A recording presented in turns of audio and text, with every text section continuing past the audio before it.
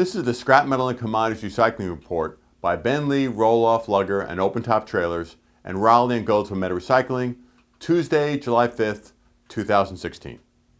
In this report, many commodities rose sharply last week after recovering from the sharp decline after the British exit the EU vote. U.S. steel production rose a bit last week and is near 6-month highs thanks to reduced imports and continued slow growth in the United States. This is a nice showing based on where we were just a few months ago. Tariffs, which hurt imports, have made a major difference. Looking at this 40-year chart, we see why there is so much unhappiness about good middle-class jobs in the United States and why ferrous recycling is still relatively slow. Steel production was about 85% higher back in the early 70s and even a staggering almost 50% higher in 2008, just 8 years ago. Oil prices finished the week near multi-month highs of $50 a barrel. Oil is about double what it was just 4 months ago.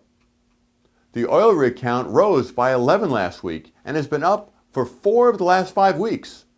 Look at the small upturn on the right side of this chart. This uptick is good news for steel demand for manufacturing for these rigs. Scrap ferrous prices were stable again last week. Stable can be helpful for both buyers and sellers. But most believe with U.S. export scrap sales being moderate, not strong, scrap ferrous prices could be down a bit in July. Iron ore prices are up about 15% in the last month. But a bit like oil, iron is up almost 50% in the last 6 months. U.S. hot rolled coil steel, after hitting almost 18-month highs about 2 weeks ago, dropped a bit after months of increases. 304 stainless scrap prices remained unchanged last week, but it did not see many of the ups and downs that other commodities saw. Copper rose all week and closed near a 2-month high, a very strong performance for the red metal. But when looking at this 5-year copper chart, we see copper has been mostly stable for months and really remains near about 7-year lows. Aluminum finished the week near a multi-month high when looking at the 6-month chart. And when looking at the 1-year chart, we see aluminum is near a 12-month high. China's Caxin PMI, Purchasing Managers Index, fell to 48.6. A number under 50 means contraction. This is a gauge of China's economy and is bad news for their economy and is a key reason for low global commodity prices.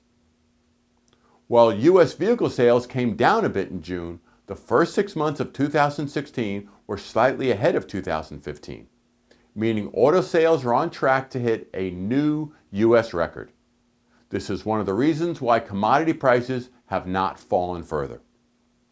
As for other good news, the Case-Shiller Index, which is the price of new homes, rose again for the month ending April, which will help get new construction online. And it'll also be great for jobs, which could support higher commodity prices.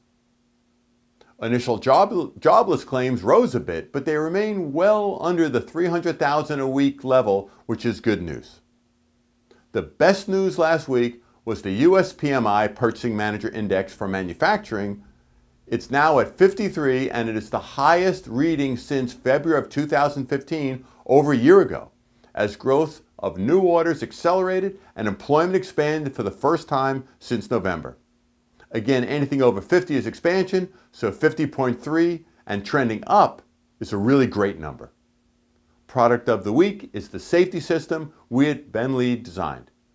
Many drivers disconnect hoist-up alarms because they do not like the noise. Also, historically, there was not hoist-up alarms on roll-off trailers.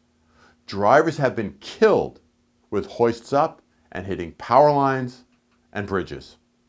We have designed a low-cost, effective solution, which is a flashing forward light that blinks when the hoist is up so the driver sees it in the rearview mirrors. Benlee sells the system to install on your existing roll-off trailers and trucks. Call us. With that, we hope all have a safe and profitable week. My name is Greg Brown.